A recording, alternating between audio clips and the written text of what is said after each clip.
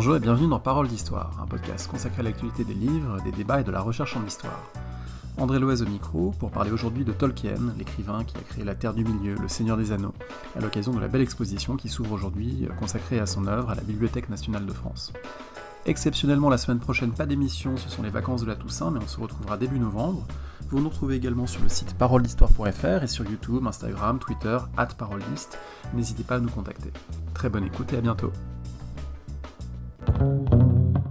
Nous sommes à la Bibliothèque nationale de France, au moment où se termine le montage de l'exposition Tolkien, Voyage en Terre du Milieu, et je suis avec le commissaire principal et commissaire associé de l'exposition, Frédéric Manfrin et Émilie Fissier, qui travaillent tous les deux au département Histoire de la BNF. Merci beaucoup d'avoir accepté cet entretien, pour parler de l'exposition qui va s'ouvrir sur John Ronald Reuel Tolkien, son œuvre à la BNF. Peut-être pour commencer, je voudrais vous demander comment cette exposition a été montée.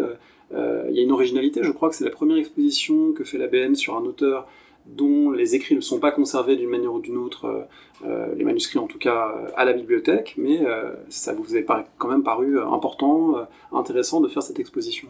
C'est un double challenge pour la BNF, parce que si on a une grande tradition d'exposition littéraire, et encore on va la poursuivre avec des auteurs français, Proust, Baudelaire bientôt, là on a fait le choix d'avoir non seulement un auteur dont on n'a effectivement pas les manuscrits, mais en plus un auteur étranger, ce qui est une première. Et on a choisi Tolkien parce que, avec Vincent Ferré, qui est l'autre commissaire général de l'exposition, pour nous deux, Tolkien est vraiment un des très grands du XXe siècle. Émilie, est-ce que vous pouvez peut-être nous dire un mot des liens de cette exposition avec celle qui a eu lieu à Oxford et la manière dont celle de la BNF à la fois reprend des éléments et puis ajoute des éléments par rapport à une première exposition qui avait eu lieu en Grande-Bretagne?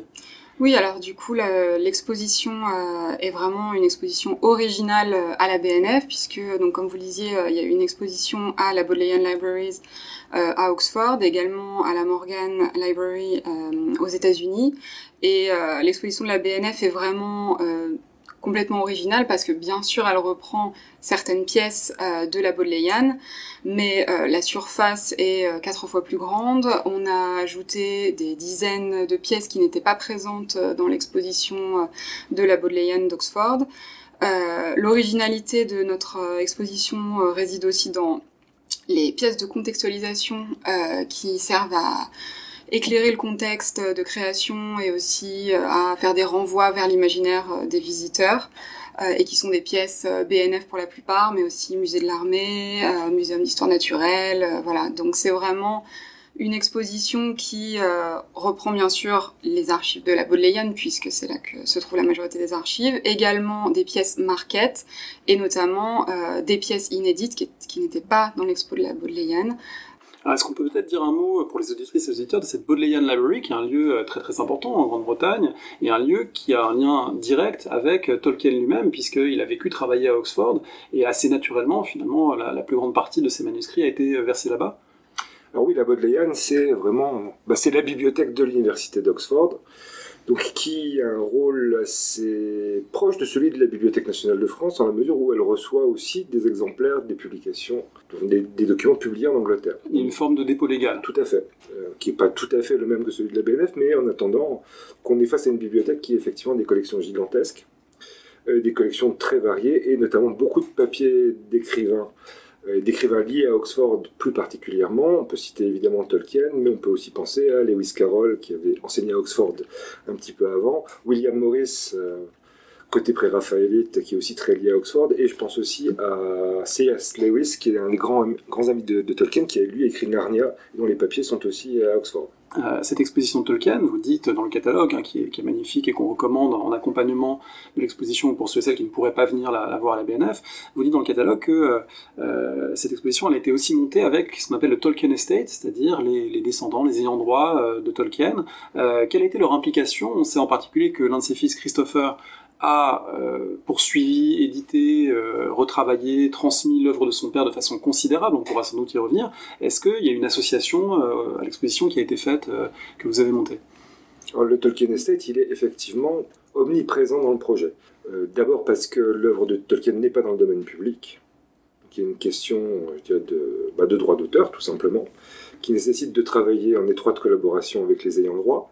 Mais plus que ça, et ce qui est à mon avis la dimension essentielle, c'est que dans le Tolkien Estate, vous avez les enfants Tolkien, ceux qui sont encore vivants, donc Priscilla, il n'y a plus Christopher, mais c'est sa femme Bailey qui a pris le relais, et des petits-fils Tolkien, et leur principal souci, c'est vraiment justement ce souci de défense, de légitimation de l'écrivain.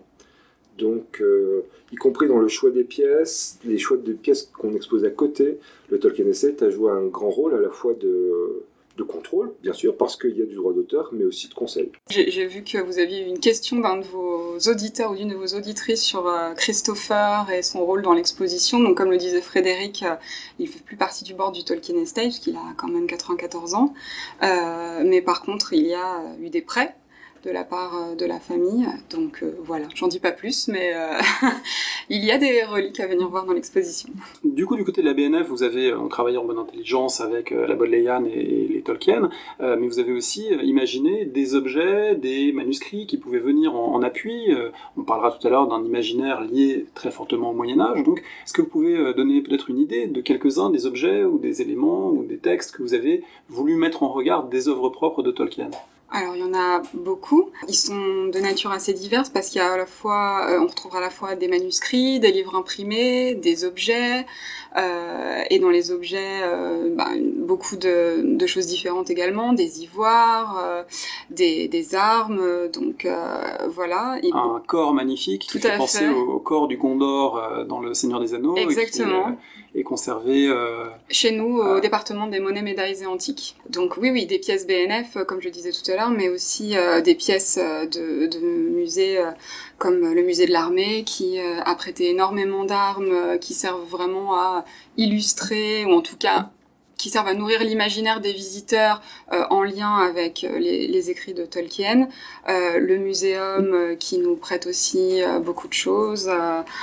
Et également dans les livres imprimés, il y a bien sûr une grande majorité de livres qui sont de la BNF, mais on a aussi eu un prêt de la Bibliothèque Sainte-Geneviève pour le Kalevala, des illustrations de Kittelsen, voilà, pour ne citer que cela. Alors dans le choix des pièces, ce qui est important de souligner, c'est qu'on a fait le choix de ne présenter aucune œuvre qui soit postérieure à la mort de Tolkien. C'est-à-dire qu'on ne retrouvera pas les films de Jackson, ni les jeux vidéo, ni n'importe quelle illustration postérieure.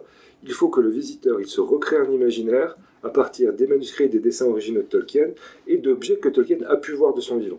Alors ça, c'est un choix très important parce que ça retire finalement à Tolkien sa dimension d'icône de la pop culture contemporaine et ça le replonge dans un contexte qui était le sien propre, celui de l'Angleterre de la première moitié du XXe siècle.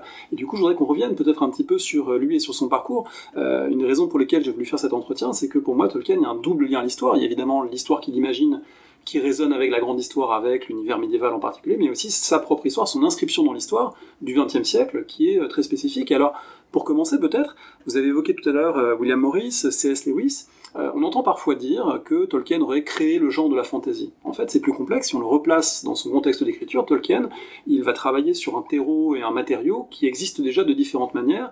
Il y a des prolégomènes, où il y a des éléments préalables qui ont commencé à constituer un petit peu ce genre. Ah, tout à fait. On pourrait même dire que, d'une certaine manière, la fantasy, elle commence avec Homère, si on va très loin dans le temps. Mais si on prend la génération plus proche de Tolkien, à la fois, je dirais, culturellement et en termes de génération, on pense évidemment à cette Angleterre victorienne, deuxième moitié du XIXe siècle, avec des auteurs comme William Morris, que je citais tout à l'heure, ou George MacDonald, par exemple, qui, eux, sèment les germes de la fantasy, au sens moderne vraiment du terme.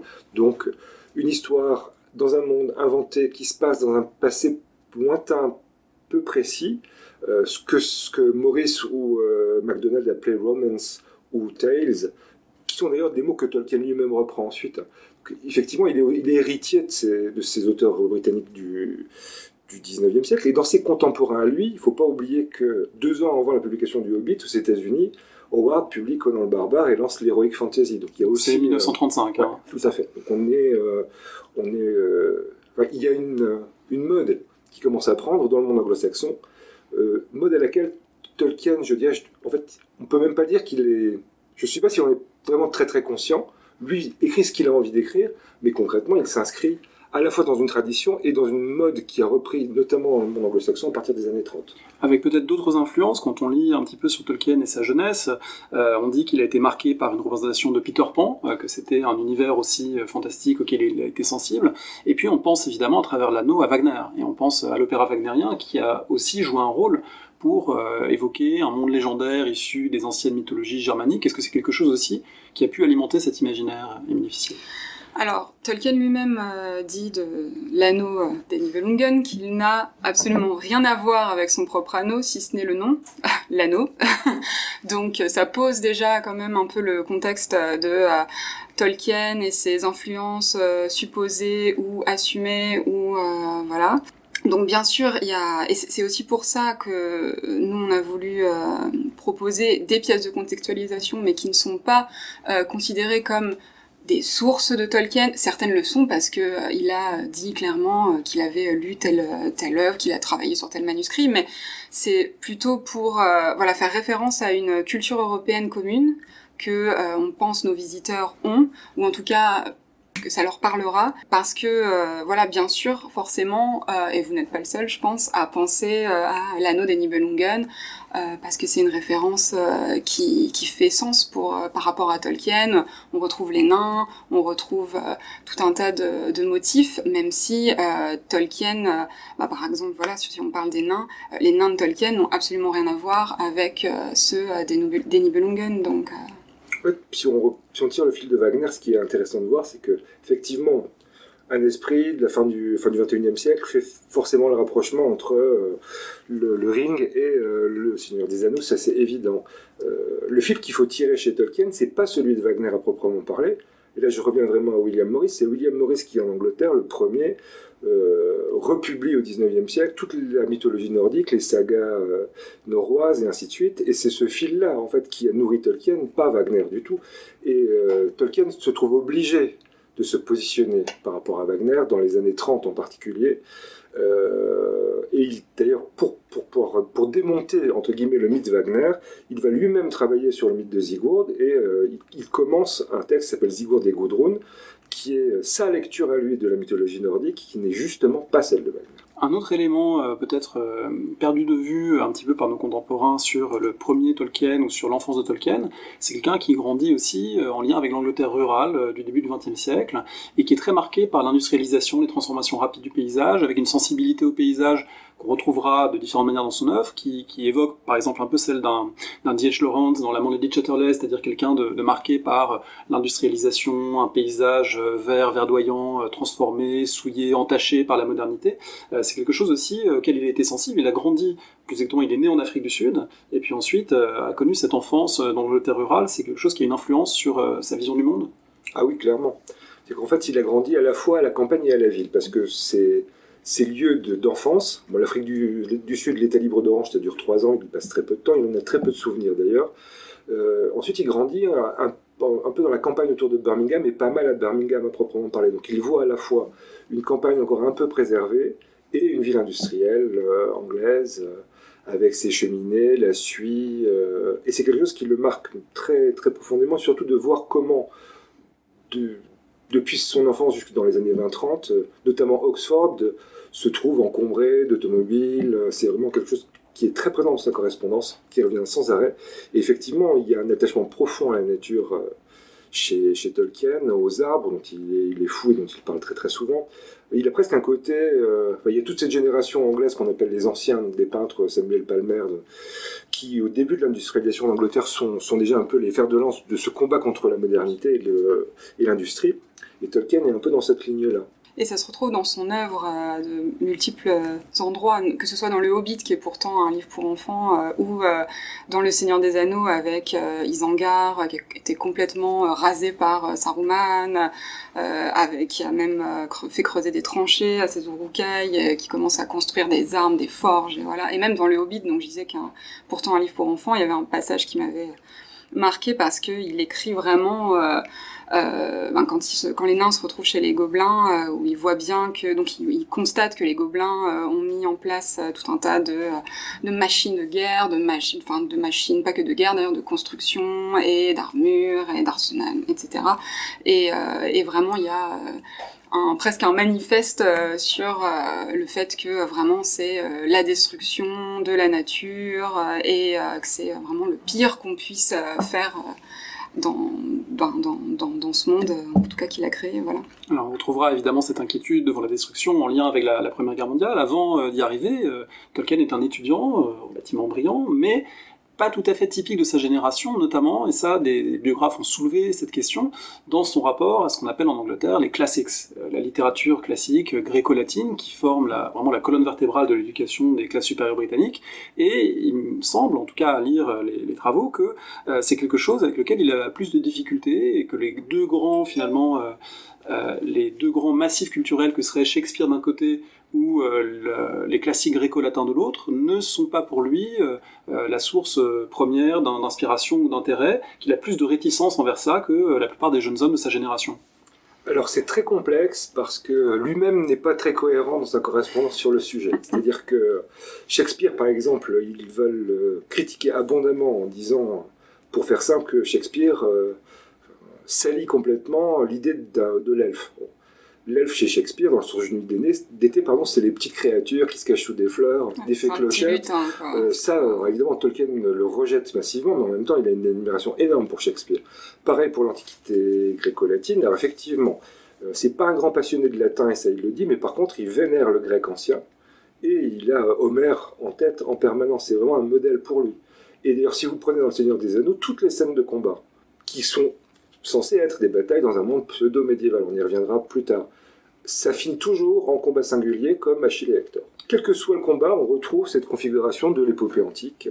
Donc en fait, son rapport effectivement à l'Antiquité, il est un petit peu complexe, mais je pense que le jeune Tolkien faisait un peu le fier vis-à-vis de ses camarades en rejetant un peu les Grecs et les Latins et Shakespeare pour préférer effectivement William Morris ou le Kalevala, la littérature nordique. Alors le Kalevala, on va y venir, et c'est toutes ces inspirations de ses années d'étudiant. Il va effectivement emprunter à la bibliothèque une grammaire finlandaise, se plonger dans l'étude des langues, et en particulier du vieil anglais, avec une passion dévorante, et ce rapport aux langues, il est très précoce, évidemment, c'est sans doute le fil directeur principal de son œuvre, cette capacité à la fois à s'immerger dans des langages réels, et à se baser sur eux et sur leur étude pour créer des langages imaginaires. Tout à fait, vraiment. Alors il y a une espèce de légende urbaine qui est à la fois, à mon avis, vraie et fausse sur Tolkien. On dit qu'il a créé Le Seigneur des Anneaux, Le Hobbit, enfin toute la Terre du Milieu et toute son histoire parce qu'il voulait donner un cadre à des langues qu'il avait créées. Donc bon, ça relève à la fois de la légende et à la fois Tolkien, c'est vraiment quelqu'un de profondément attaché aux langues, il les aime, il aime la sonorité des langues, il aime les étudier, il aime en créer, il en a créé plus d'une 50aine, et pas que des langues différentes, mais y compris des langues et tous leurs dérivés, leur histoire. Oui, il a parfois fait varier une même langue, et avec un souci de rigueur morphologique, c'est-à-dire que s'il change un élément de la grammaire, alors toutes les déclinaisons et tous les mots qui y sont liés vont tous changer, donc il reprend en permanence son travail linguistique. Oui, tout à fait, notamment sur les langues alfiques qui sont les plus développées parmi les langues qu'il a créées, il y a vraiment ce travail, cette rigueur, mais ça se retrouve pas que chez les langues, chez Tolkien, ça se retrouve aussi dans la composition du récit, tout est d'une grande rigueur et d'une grande cohérence. Et donc oui, ce travail sur les langues, il l'a mené dans son œuvre, mais aussi dans toute sa vie, puisque il s'intéressait, on l'a dit, donc beaucoup au vieux norrois, bien sûr au moyen anglais, au vieil anglais. Il avait fondé un groupe avec des amis qui s'appelait les Coldbiters pour justement, c'était un groupe d'études de ces langues nordiques et du finnois. Voilà, donc c'est très, oui, les langues, c'est vraiment un fil directeur pour lui. Cet investissement dans l'étude, dans la création linguistique, dans l'étude du passé, connaît une interruption au moment de la Première Guerre mondiale, qui est un moment assez important, assez complexe aussi, puisque, là aussi, peut-être contrairement à une idée reçue, il ne fait pas partie de ces jeunes hommes qui s'engagent dès 1914 dans les fameux Pals Battalions de l'armée Kitchener, de la nouvelle armée qui est formée en Grande-Bretagne dès le début de la guerre, mais il va connaître la guerre, il va connaître une guerre qui est d'ailleurs un peu compliqué pour lui, notamment parce que l'adversaire, c'est le monde germanique, qui est aussi une des sources d'inspiration. Est-ce qu'on peut essayer de dire un mot du rapport de Tolkien, d'abord à la guerre elle-même, et puis peut-être après son expérience combattante?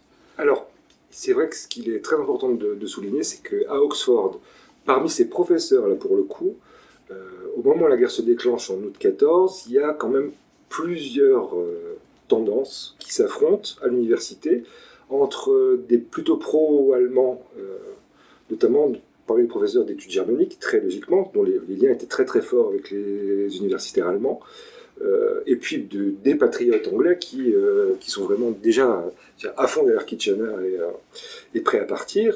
Tolkien se retrouve un petit peu entre ces deux groupes, choisit pas vraiment, et en fait se cache un peu en disant « moi je veux finir mes études d'abord ». Et aussi pour des raisons d'ailleurs domestiques, familiales, l'idée qu'il faut s'établir, être capable de fonder une famille dans des bonnes conditions. Voilà, il a vraiment ça en tête. Et puis, bon, le temps passe.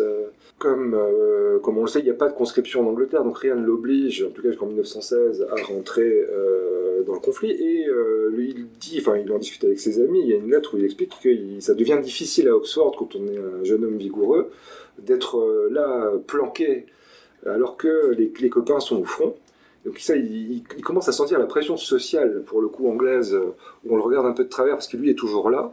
Et donc il finit par franchir le pas, un tout petit peu avant que la conscription soit obligatoire en Angleterre, et donc il s'engage, il devient officier dans les transmissions. Il a une expérience du front qui n'est pas très longue, hein. Il participe à la bataille de la Somme, mais 3 mois, et il tombe malade, il attrape la fièvre des tranchées, et il finit en gros la guerre à l'hôpital, des séjours, des petites rémissions, mais en fait il ne repart pas sur le front. Donc il a une expérience qui est relativement limitée, mais qui va quand même le marquer très fortement.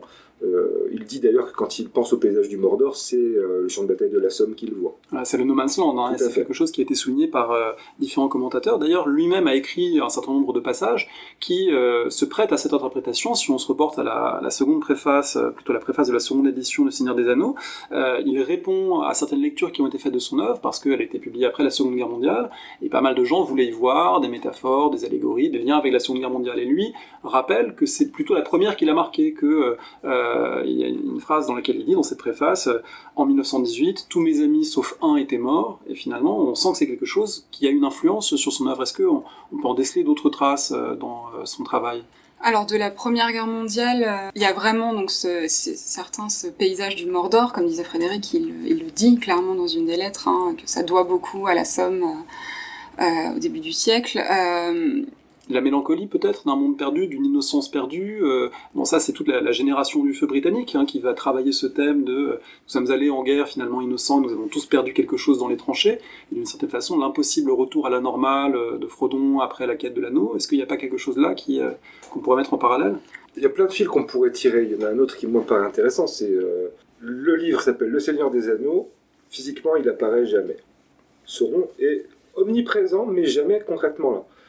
Le fait d'être en permanence face à une menace d'un ennemi qu'on ne voit pas, qui peut vous détruire sans que même vous le voyez, c'est exactement, enfin c'est très proche de l'expérience des combattants de 14-18, c'est déluge d'artillerie, enfin c'est cette mort technique qui vous tombe dessus sans que vous n'y puissiez rien. C'est pour moi aussi que là vraiment il y a un signe de la Première Guerre mondiale dans l'œuvre de Tolkien. Effectivement, ce qui est très très important, et vous l'avez souligné, c'est le rapport à la mort. La grande question du Seigneur des Anneaux, et Tolkien le dit dans une très belle interview à la BBC, c'est comment on se positionne face à la mort, et justement cette mort qui est censée être un accident mais qui en fait est épouvantable, que ce soit celle des autres ou la sienne propre. Rappelons au passage qu'il a perdu très tôt sa mère, il a perdu très tôt son père qu'il n'a presque pas connu, perdu très tôt sa mère. Et tout plein de ses camarades d'Oxford pendant la Première Guerre mondiale. Donc le rapport à la mort est vraiment une question clé, et là la Première Guerre mondiale elle joue évidemment un rôle absolument clé dans en tout cas dans sa manière de concevoir le rapport à la mort, qui est vraiment le cœur du Seigneur des Anneaux en fait. Et y compris le fait qu'il n'y a pas de retour possible et qu'on revient changer. Ça c'est très net. La fin très curieuse du Seigneur des Anneaux, qui n'est pas une fin telle qu'on peut s'attendre, on peut s'attendre dans un roman, cette espèce d'échec, de retour un peu désespéré, et à mon avis très révélateur aussi de l'expérience, à la fois la sienne en tant que soldat de la Première Guerre mondiale, mais aussi, c'est très important, celle de son fils Christopher, qui lui participe à la Deuxième Guerre mondiale. Il est dans la Royal Air Force à partir de 1944, au moment où Tolkien écrit Le Seigneur des Anneaux. C'est-à-dire qu'il y a un peu comme une sorte de rappel de son expérience à lui à travers son fils pendant la Deuxième Guerre mondiale. Alors entre 1918 et 1944, il y a d'abord un Tolkien qui devient un savant, qui devient un philologue respecté. C'est d'ailleurs quelque chose aujourd'hui qui évidemment passe dans l'imaginaire au second plan par rapport à son travail littéraire, mais pour lui c'était tout à fait primordial, et au départ la littérature, l'écriture étaient des divertissements annexes d'une certaine façon, et la publication peut-être n'était pas l'objectif premier. En tout cas, c'est venu plus tard, immédiatement, c'est d'abord un philologue. Est-ce qu'on peut évoquer son domaine de travail et finalement comment il est devenu un savant? Oui, je crois qu'on l'a déjà beaucoup évoqué en parlant des langues, parce que il a donc travaillé sur des textes en vieil anglais, en moyen anglais. Les textes les écritures et les langues nordiques, comme on l'a déjà évoqué. Donc oui, il y a tout cet aspect-là de ces études, mais plus que opposer études et puis écriture de divertissement, ce qui est important dans ses premiers textes, c'est aussi tout ce qu'il écrit pour ses enfants. En fait, Tolkien, c'est vraiment un conteur. Il a écrit énormément de choses. D'abord, le Hobbit, les premiers lecteurs, c'était ses enfants. En tout cas, ceux qui l'ont écouté, c'était ses enfants. Avec même des lettres du Père Noël qui écrivait et qui illustraient. Oui, les lettres du Père Noël. On peut aussi penser à Mr. Bliss, Monsieur Merveille, donc on expose d'ailleurs, et qui n'était pas dans les précédentes expositions de la Morgane ou de la Bodleian. Voilà, donc c'est pareil, c'est un petit ouvrage, mais on voit qu'il est façonné par lui-même comme un petit livret. Il en a fait les illustrations parce qu'il fait de très belles illustrations. Alors ça, c'est un point peut-être sur lequel on peut s'attarder un petit peu, parce que il n'est pas le seul de ce genre. On pense à William Blake, vous l'évoquez dans le catalogue, mais c'est quand même une originalité de son travail, et là l'exposition va le donner à voir de manière tout à fait remarquable, et le catalogue le reproduit très bien. On découvre un Tolkien, on redécouvre un Tolkien illustrateur. On connaît, lorsqu'on a lu Le Seigneur des Anneaux, les cartes, et puis un petit peu la symbolique sur les couvertures, mais là, on découvre finalement une profusion de travaux, d'aquarelles, de dessins. Il y a un très grand talent graphique aussi. Oui, et ce qui est assez intéressant, c'est que c'est quelqu'un qui est capable de travailler dans des styles qui sont extrêmement différents. Juste avant la Première Guerre mondiale, il se voit plutôt poète que conteur. Il fait des essais de poésie, et il dessine. Alors, il a appris à dessiner et à peindre avec sa maman, en fait. Il a commencé, comme tous les petits garçons, par faire des dessins un peu réalistes, des paysages, des choses comme ça. Et à partir de 1910, en gros, il va commencer à faire des paysages mentaux qui ne sont pas sans rappeler les essais contemporains des expressionnistes allemands, de l'avant-garde russe. Et pendant toute sa vie, en fait, il va jongler comme ça avec des styles qui sont extrêmement différents, soit du très réaliste, soit de l'illustration, je dirais de type jeunesse, pour les contes qu'il fait pour ses enfants, mais aussi des choses beaucoup plus symboliques, compliquées. Il y a vraiment toute une palette graphique. Un travail de l'ornementation en particulier, aussi, très raffiné. Aussi, oui. Et un grand goût de la calligraphie qui mérite un peu. Enfin, c'est aussi sa passion de médiéviste et de linguiste, là, pour le coup. On retrouve les alphabets, du coup. Tout à fait, exactement. Donc il y a vraiment un jeu, et puis un vrai sens artistique, et très complet, là, pour le coup, puisqu'on voit vraiment. Il écrit aussi bien en vers qu'en prose, ça va sans aucune difficulté, et ça m'intéresse beaucoup. Il a besoin même, très souvent, de dessiner dans ses manuscrits. Par exemple, l'épisode d'Araigne est dans Le Seigneur des Anneaux. Dans le manuscrit, vous avez la vue du col qui est dessinée dans un coin, puis le plan de la cachette de l'araignée, ainsi de suite. Donc c'est même au sein même du manuscrit que le dessin il est imbriqué dans le texte. Alors Evgeny, je vous avais interrompu, vous étiez en train d'évoquer ce Tolkien des années 20 et 30, qui écrivait, qui créait, qui écrivait pour ses enfants, qui en même temps travaillait. Ça va donner lieu à une publication en 1937, et du coup là on peut dire que vraiment sa carrière d'écrivain va démarrer, publiquement en tout cas. Il écrit déjà énormément depuis l'enfance et l'adolescence, mais là il devient un écrivain avec le succès peut-être un peu inattendu du Hobbit. Oui, tout à fait, le Hobbit rencontre tout de suite un grand succès, et c'est d'ailleurs parce que son éditeur le pousse à écrire une suite au Hobbit que en 54-55 on a le Seigneur des Anneaux, qui pour le coup là n'est plus de l'ordre du livre pour enfants, parce qu'il est plus complexe, la langue elle-même est pas du tout la même que dans le Hobbit, mais vraiment oui, le premier succès littéraire c'est le Hobbit, et oui, c'est pour le coup c'est un livre pour enfants, comme je disais, c'est un livre qu'il a lu à ses enfants, et donc c'est très révélateur du fait que on a du mal à classer Tolkien. On parlait tout à l'heure de fantasy, père de la fantasy, pas père de la fantasy, mais il y a aussi tout ce côté. Si vous parlez de Tolkien à des gens qui ne connaissent pas, ou qui connaissent peu, ou même qui connaissent un petit peu, mais on dit mais c'est pour les enfants, non, c'est plutôt pour les adolescents, mais en fait ça parle à tout le monde, et aussi parce que Frédéric évoquait les différences de style dans ses dessins et la palette qu'il peut déployer, et c'est la même chose dans ses écrits. Il est à la fois poète, il est à la fois conteur, écrivain pour enfants, il sait très bien faire les récits pour enfants, et il y a tout son travail de linguiste qui ressort, et donc il est aussi écrivain pour adultes. Enfin, c'est vraiment, il peut toucher potentiellement tout le monde, tous les publics. En parlant de cette langue, il me semble que parfois l'insistance sur le Tolkien créateur d'alphabet, créateur de langue, fait un petit peu perdre de vue son travail propre sur la langue anglaise, qui est lui-même spécifique, avec la recherche d'une phrase, la recherche d'un ton, la recherche d'un rythme de la phrase, qui évoque évidemment des sagas, des légendes, des textes anciens, mais qui en même temps utilise toute la palette linguistique de l'anglais, indépendamment même de ses créations verbales. C'est ce qui le rend en particulier difficile à traduire pour, je dirais, un traducteur lambda.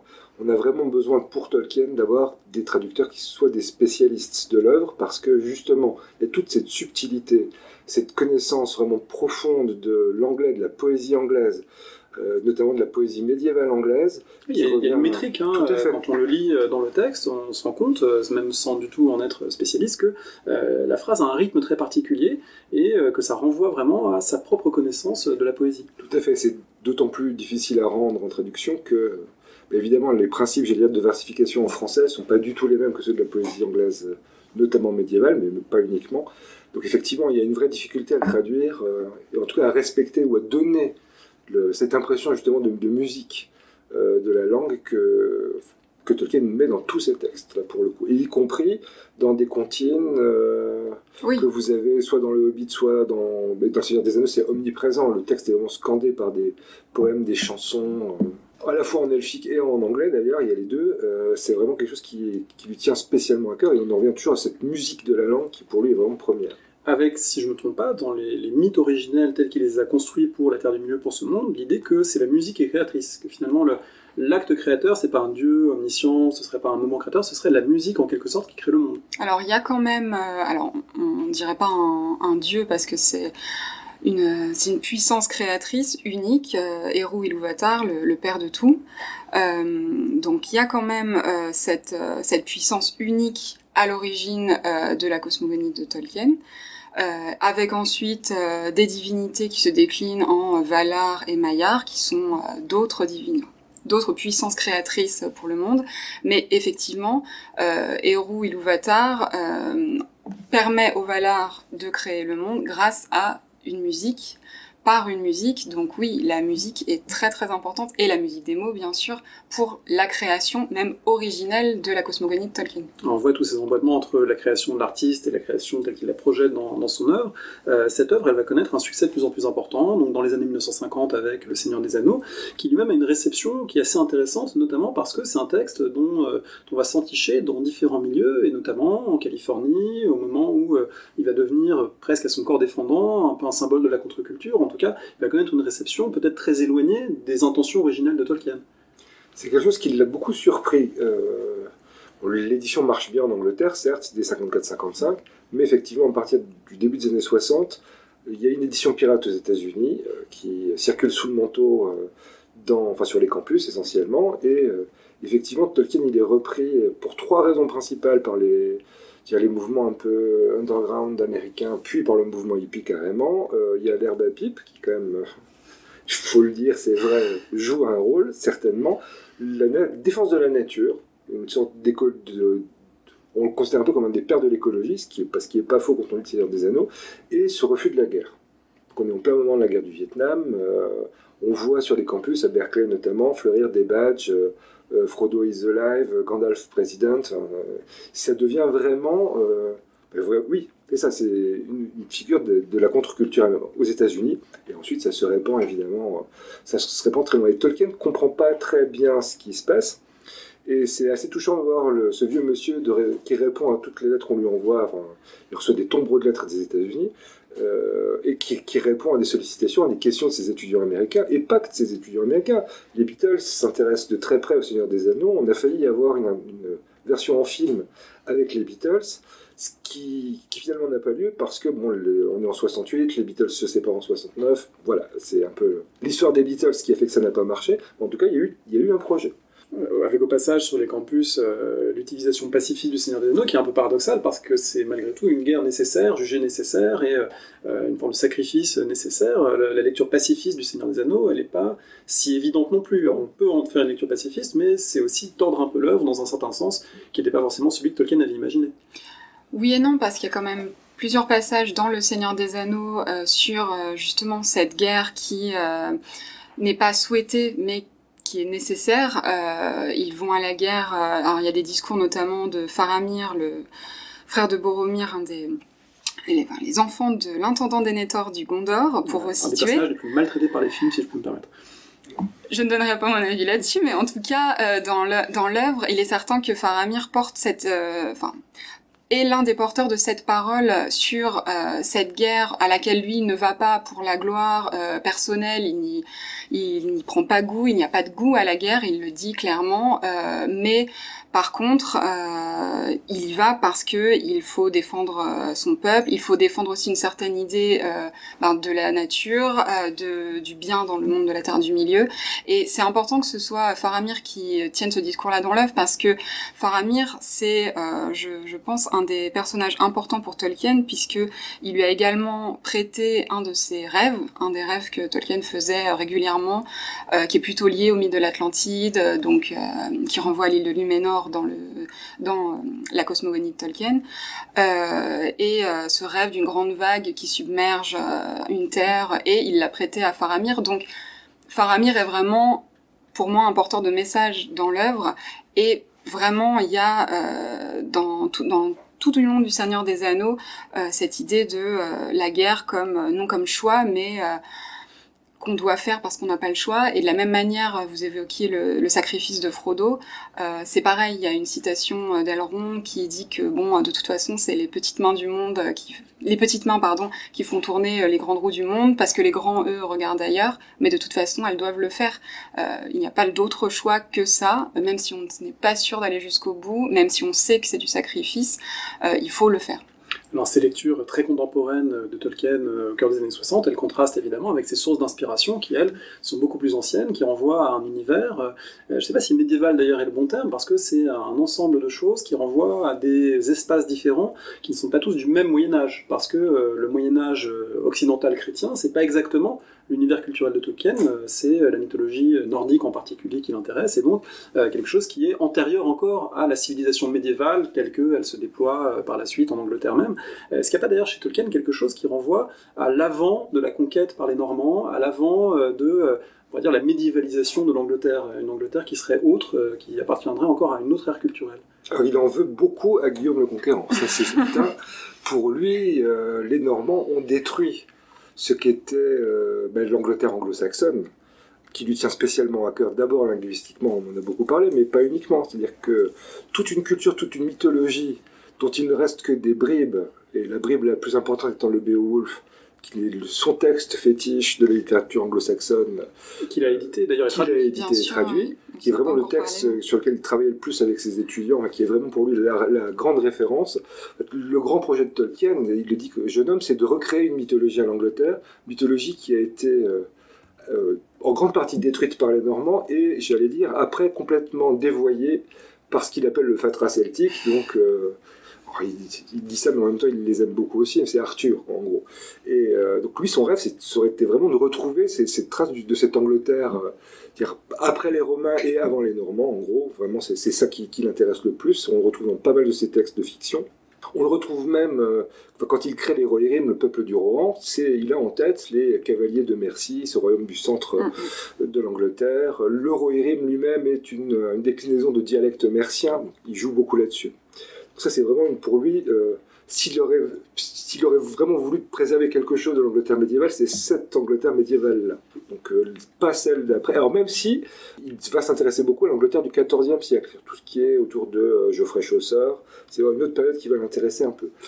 Et alors du coup, avec un défi interprétatif et de transmission quand on monte une telle exposition, c'est que, pour le coup, en France, et pour les visiteurs continentaux, entre guillemets, c'est une matière qui est beaucoup moins familière que la matière arthurienne, ce qu'on appelle la matière de Bretagne, mais justement qui n'est pas exactement du même ordre, que Perceval, le Comte du Graal, etc.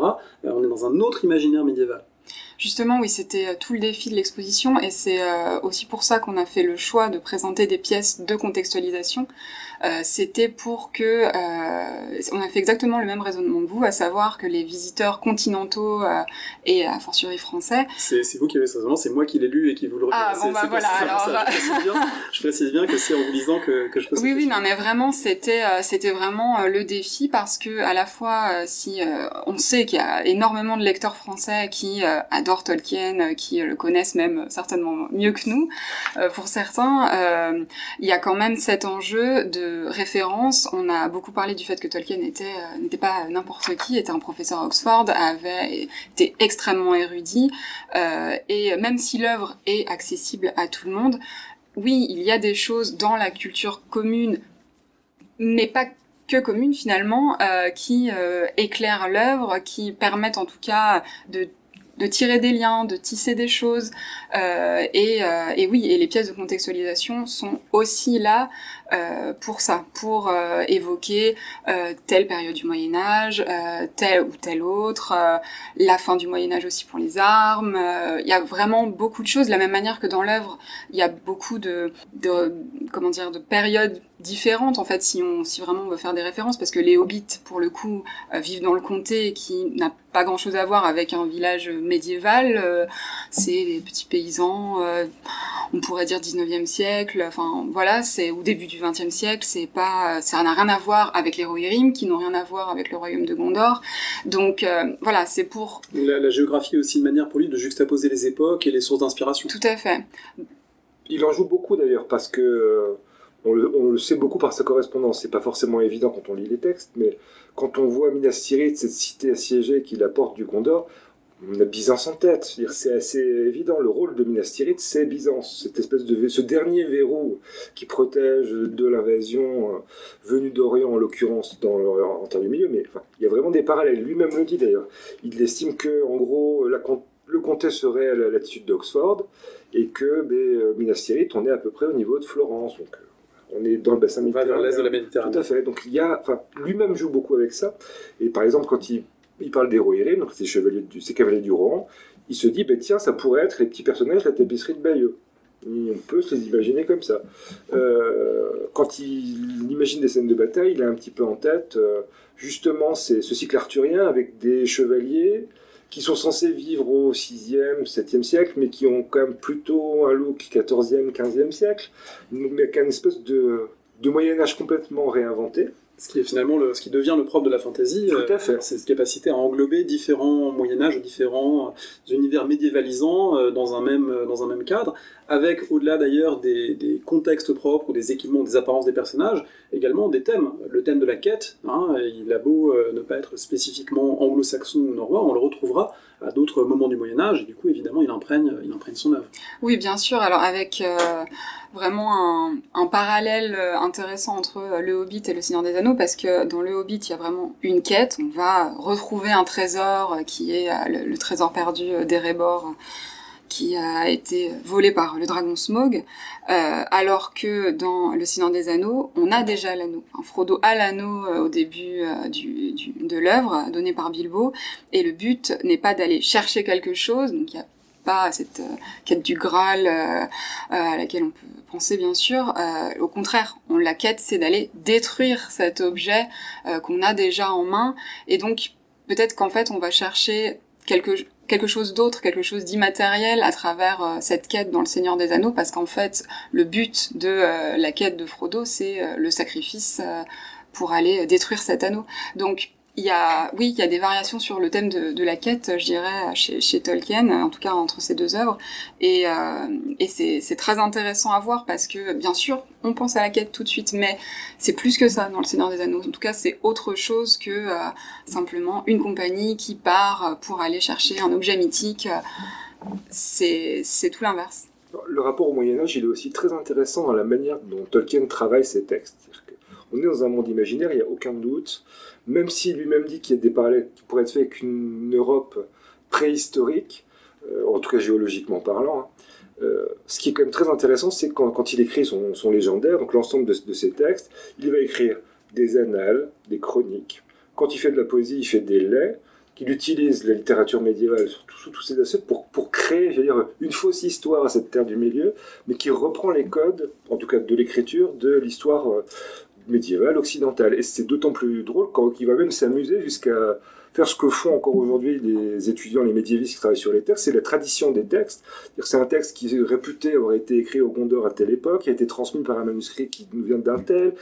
Même ça, il va pousser ce réalisme jusqu'à la tradition du texte et arriver à dire, finalement, Le Seigneur des Anneaux, c'est une traduction en anglais commun d'un livre fait par Bilbo et Frodo, qui a été conservé aux archives du comté et dont il y a une copie dans les archives du Gondor. D'après des manuscrits plus anciens et d'après des témoignages, etc. Donc là, oui, il y a un jeu de miroir absolument fascinant, avec une dimension supplémentaire, c'est que ce Moyen-Âge, évidemment, il renvoie à des sources d'inspiration réelles, mais ces sociétés médiévales réelles dont il s'est inspiré, elles avaient elles-mêmes des créatures imaginaires qui les peuplaient. Et du coup, ça renvoie à tout l'univers fantastique, des orques, des gobelins, des elfes, on en a un petit peu parlé, des dragons dont il peuple son œuvre. Alors, quels sont les points d'appui dans les légendes qu'il a étudiées, dans les textes qu'il a étudiés, qui permettent de faire exister ces créatures? Alors pour les dragons, c'est assez simple parce que lui-même parle des grands worms, en tout cas ça renvoie vraiment à une version nordique du dragon. Les dragons les plus anciens qu'il crée en Terre du Milieu n'ont pas d'ailes, donc c'est vraiment les vers de la tradition nordique. Donc pour les dragons c'est assez clair. Après pour les gobelins et les orques sont plutôt une création, je dirais, de Tolkien. D'ailleurs, c'est difficile à comprendre au départ quelle est la différence entre les gobelins et les orques. En fait, il y en a pas vraiment, parce qu'il y a aussi quand même, on sent entre le Hobbit et le Seigneur des Anneaux il a retravaillé son texte et puis que finalement... Les gobelins existaient déjà, ils existaient dans des textes antérieurs, de Maurice notamment. Oui. Et puis les orques, c'est sa manière peut-être de reprendre et de se démarquer de ces... Peut-être, en tout cas, c'est clair pour les elfes par exemple, puisque s'il y a bien une créature, entre guillemets, qui est propre à Tolkien et qui du coup sera reprise après dans les textes, dans les héritiers de la fantasy, c'est la figure de l'elfe, parce que avant les elfes, c'est des espèces de petites fées ou de petits lutins, des toutes petites créatures, voilà, c'est plus le leprechauns ou ce genre de choses, alors que la figure de l'elfe chez Tolkien, cette espèce de plus qu'un homme, puisque ils ont la vie éternelle, ils sont d'une grande beauté, d'une grande sagesse, ils ont tout un tas de caractéristiques qui les démarquent fortement des hommes. Ils ne sont pas du tout la même espèce. Là, c'est vraiment propre à Tolkien. Et c'est aussi pour ça que les orques, de la même manière, les orques en fait seront repris pas mal dans chez les héritiers de la fantasy, plus que les gobelins. Et parce que Tolkien en a fait quelque chose d'autre, même si bien sûr il y avait des gobelins avant dans d'autres textes. Le grand intérêt de Tolkien, et ce qu'on oublie trop souvent, notamment à cause de ce que la culture populaire en a fait après, c'est que Tolkien ne parle jamais de race, il parle de peuple, et il dit très clairement que c'est différentes facettes de l'humanité. Les elfes, par exemple, c'est la dimension artistique de l'homme. Explique leur beauté, ce côté immortel.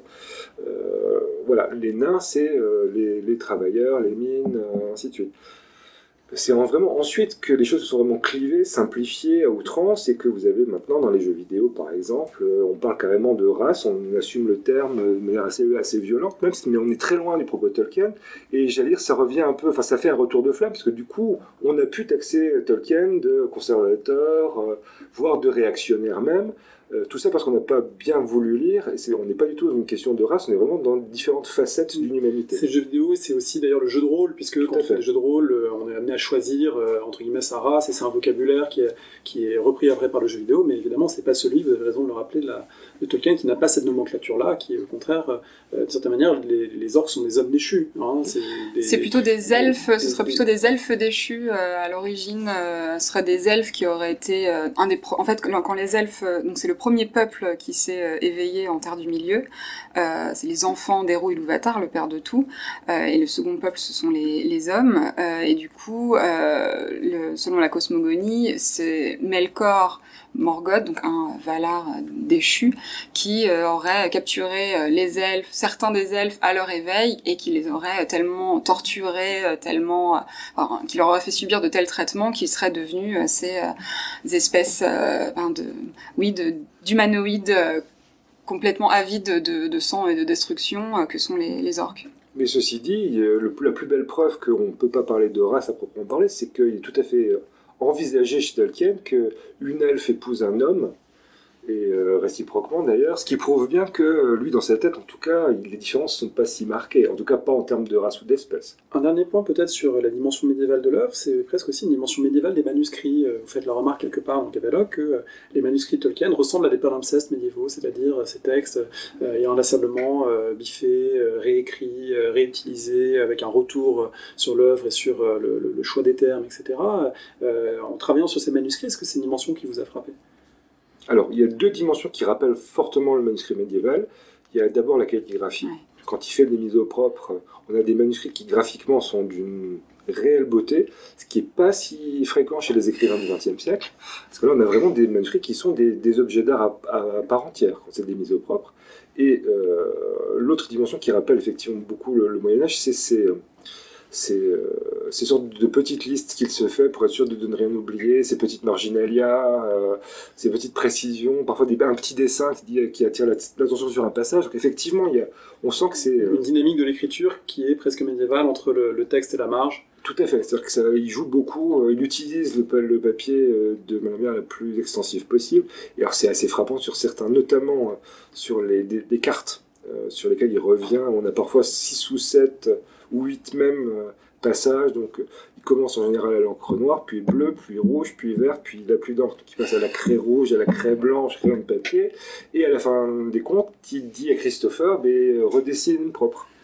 Et Christopher il a même passé une fois 24 heures sans manger pour refaire une carte propre, mais qui respectait bien, pour le coup, les distances, la cohérence du récit, les noms des villes tels qu'il les avait fait évoluer avec ses évolutions linguistiques, ainsi de suite.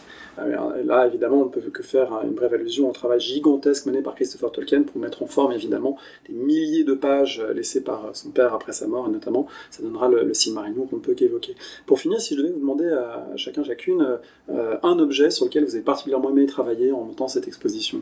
C'est dur. Oui, c'est dur. Moi, je sais pas si j'ai droit à un joker, déjà. Bon, alors, plus qu'un objet, moi, ce que j'aime particulièrement dans l'exposition, en tout cas, celle qu'on l'a montée, alors, je vais surprendre peut-être Frédéric en disant que ce n'est pas le comté des Hobbits, qui m'est très cher, mais la salle sur les nains, en tout cas qui évoque les royaumes nains, parce que, bon, il y a une petite surprise que je ne veux pas dévoiler ici, mais c'est surtout, il y a des pièces qui vraiment sont très belles, qu'on connaît du coup maintenant, depuis l'exposition de la Bodleian notamment, l'aquarelle très belle sur Smaug, et puis aussi les premières cartes de Thorin Licuchen, qu'il a bien sûr dessiné pour être intégré dans les éditions. Et en fait, je pense que ce qui me plaît dans ces pièces-là, c'est que c'est l'œuvre de Tolkien pour les enfants. Et du coup, moi, j'aime particulièrement tous les dessins, le travail sur... alors, il n'y a pas que du Hobbit, bien sûr, dans les royaumes nains, puisqu'on évoque aussi... la Porte de la Moria avec The Book of Mazarbul, dont Tolkien a créé des artefacts qu'il voulait intégrer aux éditions et que son éditeur a dit mais ça va pas, on va jamais mettre ça dedans. Donc voilà, toute cette pièce vraiment moi m'évoque oui, je sais pas, un univers qui me parle et la magie. Donc plus qu'un objet, je dirais que toutes les aquarelles de Tolkien qui renvoient aux nains et les cartes me plaisent, voilà. Frédéric ? Moi, je vais choisir une pièce de contextualisation et un manuscrit de Tolkien. La pièce de contextualisation qui, moi, m'impressionne toujours le plus, c'est l'évangéliaire de la cathédrale de Tours, donc 7e, 8e siècle, avec sa page tapis qui est juste de toute beauté, avec ses rinceaux germaniques. On voit encore toute cette tradition qu'on retrouve aussi dans l'orfèvrerie, enfin, qui est vraiment un objet que je trouve vraiment très très émouvant, parce qu'en plus des manuscrits mérovingiens, il n'y en a plus tant que ça, donc c'est quand même vraiment une chance de pouvoir en montrer un. Et chez Tolkien, c'est la première page de titre du Seigneur des Anneaux. On voit Tolkien qui écrit The Magic Ring, et c'est barré, et en dessous il y a The Lord of the Rings, et au crayon de papier on le devine à peine dans un coin, il y a marqué Christopher et Priscilla approuvent. Donc en fait c'est la vie des enfants qui a fait valider le titre, et ça je trouve que c'est, voilà, on a tout Tolkien en une simple page, avec la rature, le changement du titre, et ses premiers lecteurs qui sont ses enfants. Merci beaucoup. Jusqu'à quand l'exposition à la BNF ? Jusqu'au 16 février. 16 février 2020. Merci à tous les deux. Merci.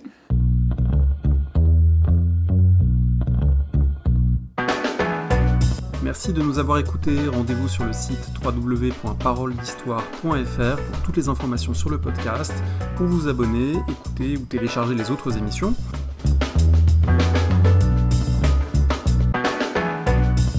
La discussion se poursuit aussi en ligne, notamment sur Twitter. Vous pouvez poser des questions @paroledist et à bientôt pour un prochain épisode.